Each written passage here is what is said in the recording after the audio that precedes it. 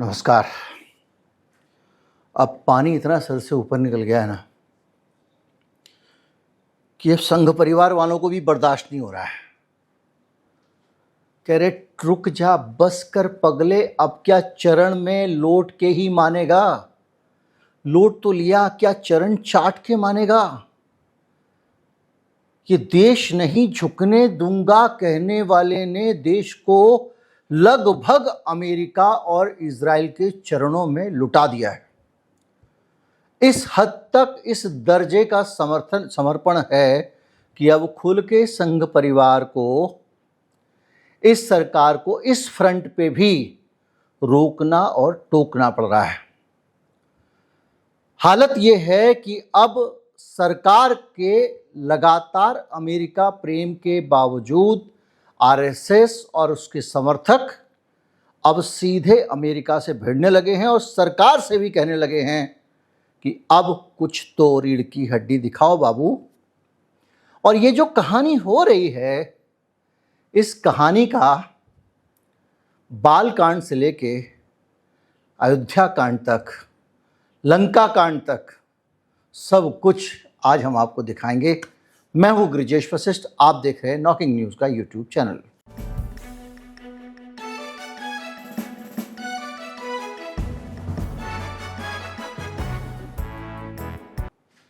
संघ परिवार का एक सहयोगी संगठन है जो कहता है अमेरिका फर्स्ट, राष्ट्र प्रथम कहता है वो।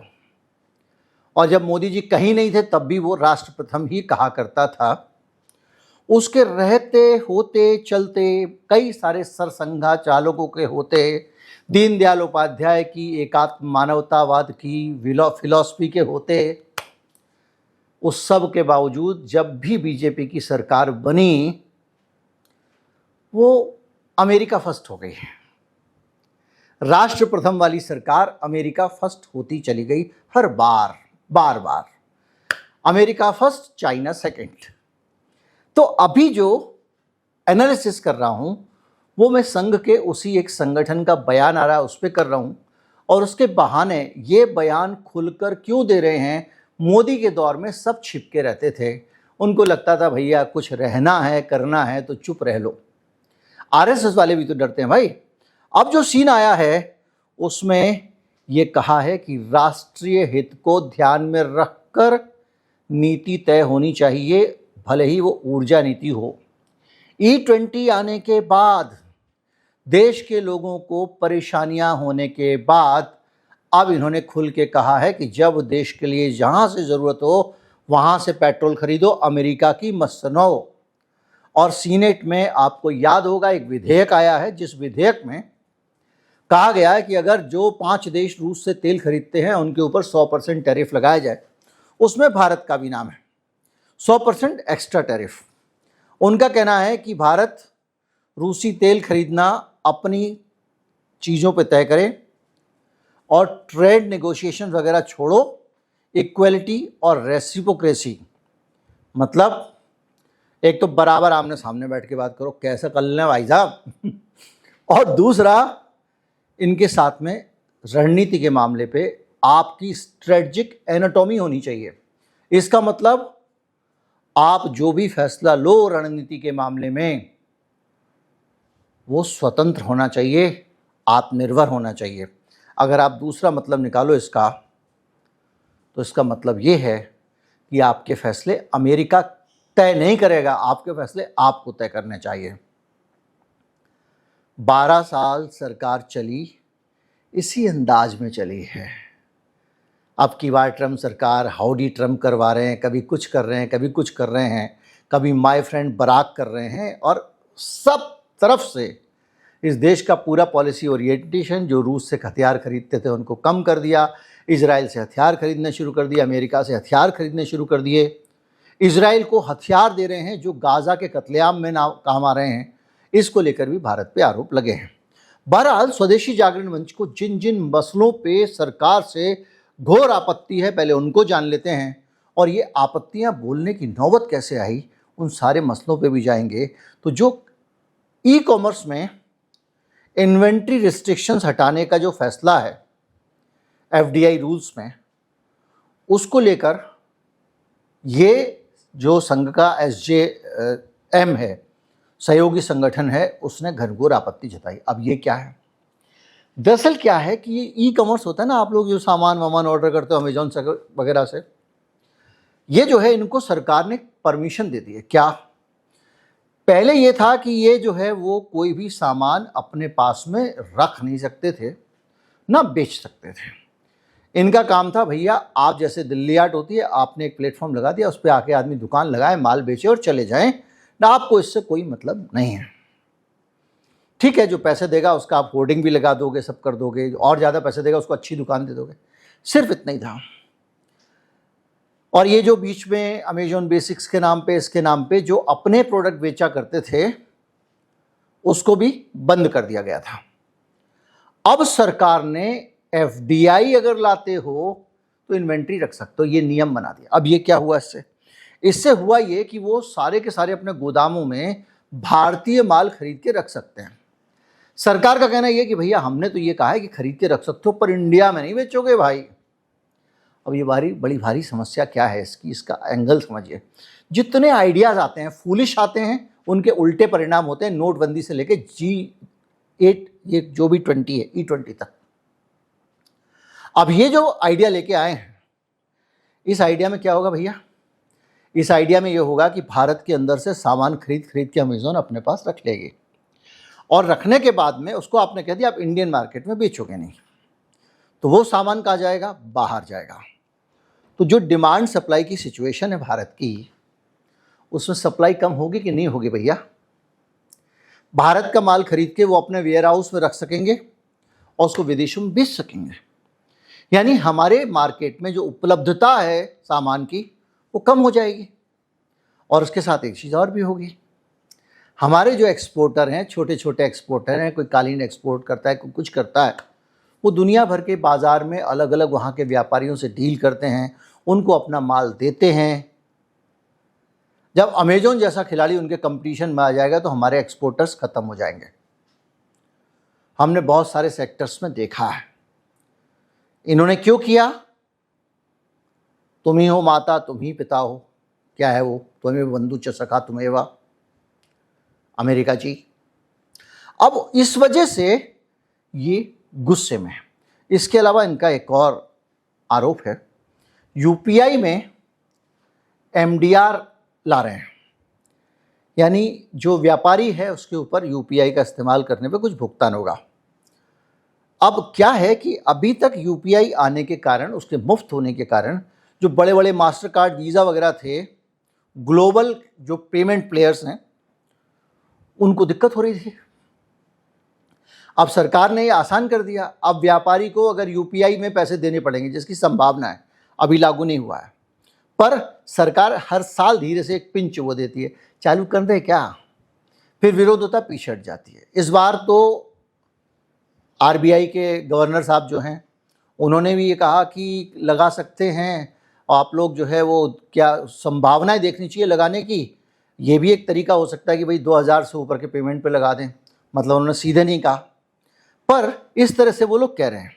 और ये भी कह रहे हैं कि ये जितनी सोशल मीडिया कंपनियां, इस पर तो आप भी सहमत होंगे, ये फेसबुक, इंस्टाग्राम और आजकल एक थ्रेड आ गया, थ्रेड जो है उसको ज़्यादा नोटिस नहीं किया जा रहा, और जितना फेक कंटेंट है, बदमाशी भरा कंटेंट है, वो थ्रेड पे है। और थ्रेड के कंटेंट को धीरे से फेसबुक पे प्रमोट किया जाता है, यानी जो पॉलिसी रिस्ट्रिक्शंस होने चाहिए गलत चीज़ें समाज तक पहुंचने से रोकने के लिए, वो फेसबुक और इंस्टाग्राम जैसी नहीं रखी है मेटा ने, वो एक सरदर्द। तो इनका कहना ये है, चाहे इंस्टाग्राम हो, चाहे फेसबुक, चाहे मेटा हो, इन पे एक तरफा प्रतिबंध लगा दो, ये कह रहे हैं एसजीएम। इसके अलावा कोक और पेप्सी, में आपको अलग से कभी एपिसोड बना के बताऊंगा कि कैसे देशों को गुलाम बनाया कोक ने। ज़मीन का सारा पानी कोक को मिलेगा, पीने के लिए नहीं मिलेगा। कैसे सारी खेती कोक के लिए चीनी बनाने में जाती है। ये बहुत सारी चीज़ें हैं जिसको ये कह रहा है एसजीएम बंद करो। अब ये कह रहा है साथ में कि भारत के हितों के खिलाफ कदम उठता रहा तो हम एक अभियान चलाएंगे, मतलब आरएसएस अभियान चलाएगा, अमेरिका के सामान का बायकॉट करो। ये जो चीज़ आ रही है ये अपने आप में सरकार के लिए शर्म की बात है। वो कह रहे हैं कि आपकी सरकार डूबी हुई है, लेकिन ये सिर्फ ये लोग नहीं हैं, आम भारतीय भी इसको लेकर ज़बरदस्त गुस्से में। मैंने आपको डोनाल्ड ट्रंप के एक सलाहकार के बारे में बताया था जिसका कि नाम है पीटर नवारो। पीटर नवारो एक ऐसी डिस्कवरी है दुनिया के इतिहास में, एक ऐसा बुद्धिजीवी ढूंढा गया जिसको ट्रंप का सलाहकार बना दिया गया, जिसकी कहानी अपने आप में अजीबोगरीब है। डोनाल्ड ट्रंप ने जेरेड कुशनर को, अपने दामाद को कहा, भाई कुशनर एक आदमी ला दे कोई जो ऐसे पटांग उपला तो नहीं आइडिया दे दे जिन आइडियाज़ को मैं चुनाव में बेच सकूं। तो जेरेड कुशनर को कुछ समझ में नहीं आया तो उसने अमेजॉन खोल के देखना शुरू किया, तो वहाँ पर रॉन वेरा नाम का एक लेखक मिला। रॉन वेरा अपने कुछ किताबें लिख रहा है जिसमें पीटर नवारो की बहुत सारी तारीफ कर रहा है। भाई पीटर नवारो को खोजा गया और बना लिया गया ट्रंप का एडवाइज़र, क्योंकि पीटर नवारो दुनिया के देशों के खिलाफ गंदी गंदी कॉन्स्पिरेसी थ्योरीज लाने वाला आदमी था। जैसे चीन ऐसा है, चीन वैसा है, वो भारत के खिलाफ भी बोलता है, भारत के लिए भी ऐसे ही बोलता है। ये जो डोनाल्ड ट्रंप बोलता है ना कि ये टैरिफ का वो किंग है इंडिया, वो ये पीटर नवारो का ही आइडिया है। और ये भारत के ऊपर टैरिफ लगना चाहिए क्योंकि वो तेल खरीद रहा है रूस से, ये आइडिया भी पीटर नवारो का है। तो भाई साहब जेरेड कुशनर ने क्या किया, पीटर नवारो को लाके बना लिया एडवाइज़र। बाद में पता चला पीटर नवारो की तारीफ कोई नहीं लिख रहा था किताब में, वो पीटर नवारो ने अपने नवारो के रॉन जो है उसको आगे कर लिया, रॉन वेरा अपने आधे आधे टुकड़े कर दिए, जैसे मैं जयेश गिरी कर दूं अपना नाम, वो बना के फर्जी किताब लिखी, अमेजोन पे बेची और उस किताब में अपनी तारीफ कर रहा है। और सोचिए उसकी अपनी तारीफ कितना काम आ गई, उसको ट्रंप ने अपना सलाहकार बना लिया। अब वो जो आदमी है पगलेट, जो डोनाल्ड ट्रंप का सलाहकार है, आजकल हिंदुस्तानियों ने उसकी बजा के रखी हुई है। वो कह रहा मेरे ऊपर आग के गोले फेंक रहे हैं ये, क्यों? क्योंकि वो आदमी भारत के खिलाफ बात कर रहा है। सरकार से कुछ नहीं कहा जा रहा, सरकार एकदम ट्रंप, अब की बार ट्रंप सरकार। उधर नवारो को जो है लोगों ने, अब वो रो रहा है, कह रहे ये भारतीय मुझे बहुत बुरा सलाह कर रहे हैं, ये कर रहे हैं, वो कर रहे हैं, फला ढिमका। जन भावनाएं खिलाफ है अमेरिका के। पीटर नवारो को अगर कोई ट्रोल कर रहा है, बुरा भला कह रहा है, वो निशाने पर है, तो उसके पीछे बहुत सारे राष्ट्रवादी सोच के लोग भी होंगे जो डोनाल्ड ट्रंप के चरणों में समर्पण देखते हैं पर बेचारे कुछ कर नहीं पाते हैं। वो पीटर नवारो को तूने कहा तो कैसे कहा इंडिया के खिलाफ, और उसको घेरते रहते, और उसका आज रोना, ये बयान आया उसका। अब ये धारणा क्यों बनी, क्यों एसजेएम कह रहा है कि जो है वो मोदी सरकार अमेरिका के इस पे बिछी हुई है, ये करना चाहिए, वो करना चाहिए। भाई कहीं आग होती है तभी तो धुआं उठता है। तो मोदी सरकार के एक परम और चरम समर्पण की कहानी एक साथ मैं आपके सामने रख रहा हूँ। दरअसल मैं ये तथ्य इसलिए रख देता हूँ, सोशल मीडिया पे स्कैटर्ड आते हैं, एक मिल जाता है, कभी दो नहीं मिलता, लेकिन ये सच हैं। खबरों भी आते हैं, चले जाते हैं, और ये देख के आप समझेंगे कि इस सरकार ने किस तरह से पूरी तरह 100% समर्पण की मुद्रा जब से डोनाल्ड ट्रंप सरकार में आया है डरते कांपते हुए अपना के रखी हुई है। उसने समय समय पर अपमानित किया, मोदी जी को बुलाया नहीं, गए मिलने तो उनके घर बाहर लेने कोई नहीं आया, दुनिया भर की बातें, ये वो फला, ऑपरेशन सिंदूर से लेके सब जगह। अब उसके विपरीत मोदी सरकार ने क्या किया, इसको समझने का वक्त है। अब अपन जाएंगे अमेरिका की गुलामी में भारत की सरकार कैसे गई धीरे धीरे लगातार उस पे, लेकिन उससे पहले आरएसएस का इसी बात पे नाराजगी नहीं है सरकार से, अमेरिका के समर्पण को लेकर कुछ और विषय भी है। हालांकि आज हम अमेरिका की बात करें वो जानना जरूरी है। जैसे जेन जी आंदोलन के मामले में जब ये सारे के सारे मोदी के माफ़ी मांगने के बाद भी नहीं रुक रहे थे, टॉर्चर कर रहे थे, परेशान कर रहे थे, तो मोहन भागवत को बैठ के जैन जी के साथ में इंटरेक्शन करना पड़ा और कहा कि ये हमारे अपने बच्चे हैं, इनको देशद्रोही वगैरह वगैरह नहीं बोलना चाहिए। क्यों? क्योंकि वो भारतीय जनता पार्टी के दमनात्मक रवैये को रोकना चाहते थे और एंटी नेशनल फ्रेम नहीं किया जाना चाहिए। मणिपुर के मामले में साफ बोला मोहन भागवत ने कि अगर सरकार मजबूत है तो मणिपुर में हिंसा इतनी लंबी क्यों चल रही है। और राइटर्स ने लिखा कि यह सीधा सीधा सबूत है कि आरएसएस मोदी सरकार की निंदा कर रही है। अमेरिका रशिया तेल पे बात हो ही चुकी है। इन सारी चीज़ों को अगर आप देखें तो कास्ट सेंसस के मामले में भी ये लोग आरक्षण पे कुछ भी कहें, वो बार बार कहते हैं नहीं भाई हम तो हमेशा चाहते हैं आरक्षण, जब तक सामाजिक अन्याय आरक्षण, वो जो भी मजबूरी हो वगैरह वगैरह। अग्निवीर पे कहा कि भैया ये तो एक प्रयोग कर रहे हैं, इसको सरकार को रिव्यू करना चाहिए, कामयाब ना हो तो वापस लेना चाहिए। इसका मतलब आरएसएस ने माना कि अग्निवीर एक अच्छी व्यवस्था नहीं है। ये 2026 की ही बात है, इसी साल की। इसके साथ साथ आप देखें तो चुनावी काम वगैरह सब चीज़ों में उसने ऐतराज़ किया है। अब सबसे महत्वपूर्ण हिस्सा, अमेरिका के सामने समर्पण के कुछ नज़ीरें, कुछ प्रमाण भी कह सकते हैं इसको, कुछ सबूत भी कह सकते हैं। मैं आपको बता रहा हूं कि जिस एक तरफ अमेरिका हमारे ऊपर बहुत सारे टैरिफ लगा रहा था, हमारी सरकार उसको रोकने के बजाय आज भी हमारी सरकार उसके साथ में बात करी ट्रेड डील पे। ट्रेड डील पे बात कब शुरू हुई थी? तब जबकि डोनाल्ड ट्रंप ने भारत के ऊपर लगाए थे सैंक्शंस को कम कराने के लिए ट्रेड डील पे बात हुई थी। अब अमेरिका के सुप्रीम कोर्ट ने कहा कि ये सैंक्शन ही गैरकानूनी है, उनको हटा दिया। उसके बावजूद मेरी सरकार ट्रेड डील पे बात क्यों कर रही है? क्योंकि आप ट्रंप से डरते हो। आप कहते थे भाई अब आपको तो कानूनी अधिकार ही नहीं है, हम आपसे क्या मांडवाली करें। और जो मांडवाली कर रहे हैं, जब वो बाहर निकल के आएगी तो आपको कह दिया जाएगा हम तो सिर्फ इतने ही झुके थे, 4 डिग्री 18 डिग्री। पर ये झुकने का सिलसिला जैसे ही ट्रंप की भ्रकुटी टेढ़ी हुई शुरू हो गया था और लगातार चलता जा रहा है। फरवरी 25 में हाई एंड मोटरसाइकिल और बॉर्बन विस्की, इन दोनों पे कस्टम ड्यूटी सरकार ने ना के बराबर कर दी थी। डोनाल्ड ट्रंप बार बार कहते थे हार्ले डेविडसन पे ड्यूटी इतनी 100% होती है, तुरंत 20% या 10% कर दी थी।